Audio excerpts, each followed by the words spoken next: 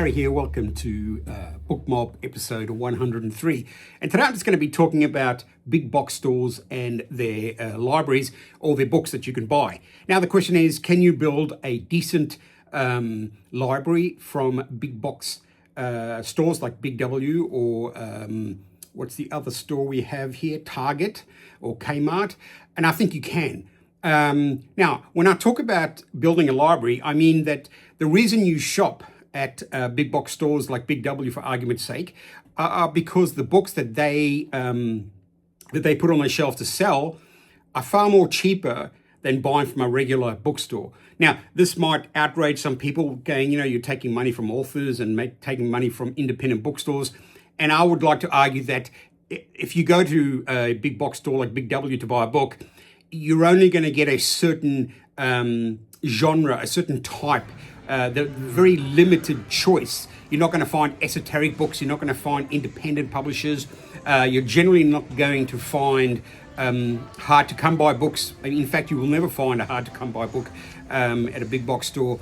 Big box stores will generally, and in my experience, because I have bought from them and I still buy from them, only when I'm looking for something in particular that's just been released. And they have basically a hardback book, say like Mac Dinenham's Dungeon Crawler series. Now I think I bought book 2 because it wasn't available at Big W, and that cost, and I bought it from Dimmix, and that cost me $58. And it was a hardback. Now, all the other books by Mac Dinenham from the Dungeon Crawler series, you can buy them, or at least at my local Big W, and they cost $38. Now, if you're a purist, you might find that price still too high. But I'm saying that if you're going to buy a hardback book that's just been released, and it's in a limited run in the sense that it's not going, Big W's buyers, I guess they have deals done with publishing houses, your Dan Browns, your James Pattersons, is it Sophie Mars, or I can't remember her name, and a few other numbered people whose books are continually turning up at Big W. However, you can still go to independent bookshops like Dimmix or Kinokuniya, and you can buy the same book that's just been released, say, on a Thursday, and you're going to get a hardback for $38 around. Now, the other thing that, like a lot of bookstores, some bookstores have, say, top 10 books. Some bookstores will have top 10 new books. Whereas Big W at least has what their 100 favorite reads. I did my own 100 favorite reads, and I guarantee you, not many of those books that I chose, that I read and enjoyed, would have been bought at Big W. Though some of them might have. And if you look at Big W's top 100 customers, I mean, look, I don't know. I actually don't know who makes that list. I don't know if it's simply pumped out by marketing, but the same titles do resonate in Big W around Australia, because I've been to quite a number of their stores, checking out their books to see what I might find. So you're going to get, George Orwell 1984 is going to always be available. You're going to get Pride and Prejudice is always going to be available. Also, James Patterson seems to be very, very popular at Big W. Now, I don't know what the hell's going on with James Patterson, because the guy, it must be James Patterson Incorporated, because for some reason you can look, there's 5 books by James Patterson on sale at the same time. I mean, this guy's business is a juggernaut of publishing.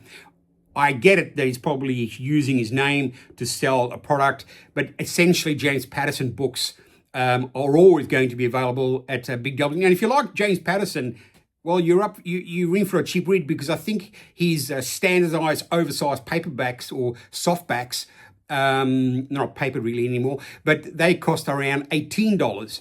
Your general sized, your general sized.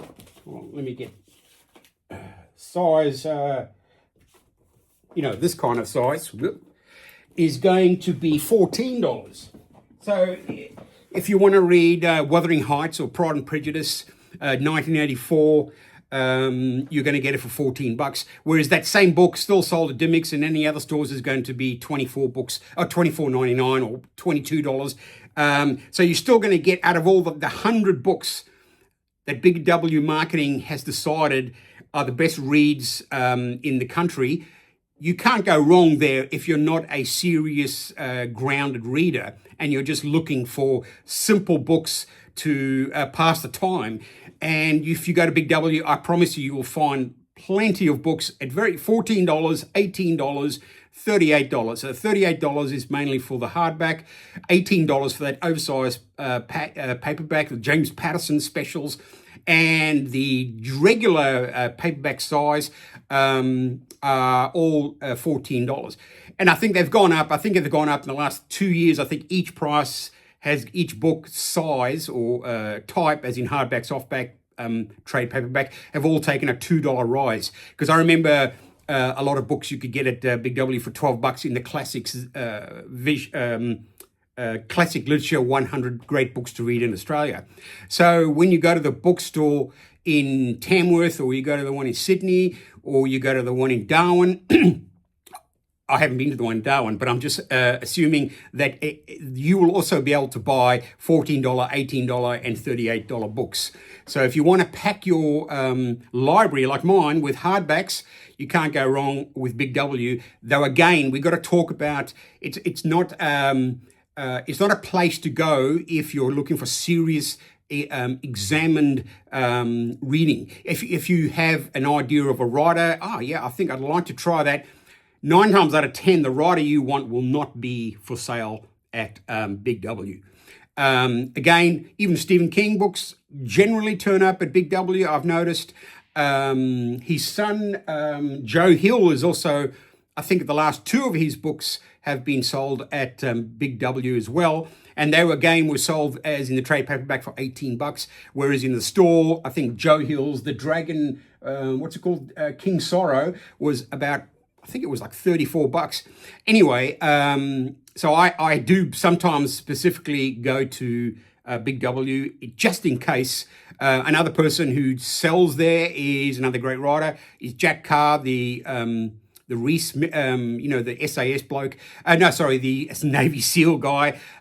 Also, J.K. Rowling seems to sell quite well at Big W, and that includes Galbraith, her Strike series. I think I've bought my last 3 Strike novels from Big W, whereas the first 3 or 4 I bought from Kinokuniya. And again, the price of the trade paperback of Galbraith's last Strike novel, I think cost me $18, but in the regular stores that cost $32 or $34. And again, the numbers aren't exact, but I do know that at Big W, my Galbraith, the last novel that she wrote, was $18, and that was worth it.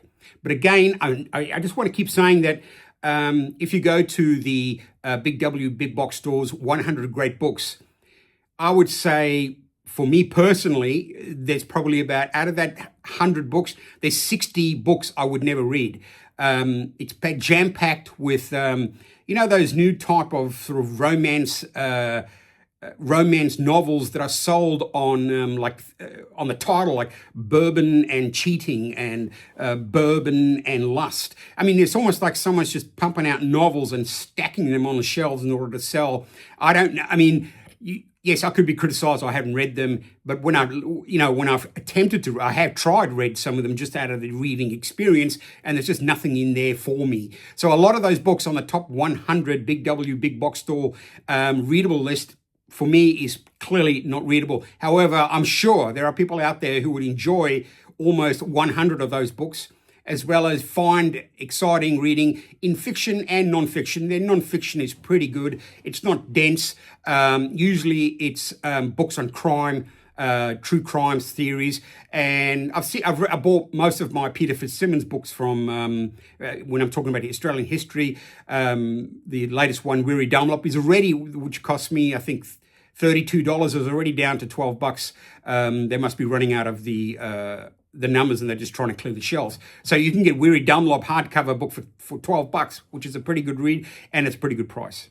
All right, that's just my rant for today. I hope you guys are reading, enjoying reading, and make sure you read. Please send me any questions, any topics you want covered. I still, I'm actually still in a bit of a reading slump because I'm doing a lot more of writing. I'm trying to finish my own book, and when I do that, I just find it hard to write. I can't read with focus. I can't write with focus when I'm too heavy into trying to get this bloody book published of mine. Anyway, so have a good week. Thanks for joining me. And remember, keep reading, enjoy reading, buy books, steal books, borrow books, give them back. Bye.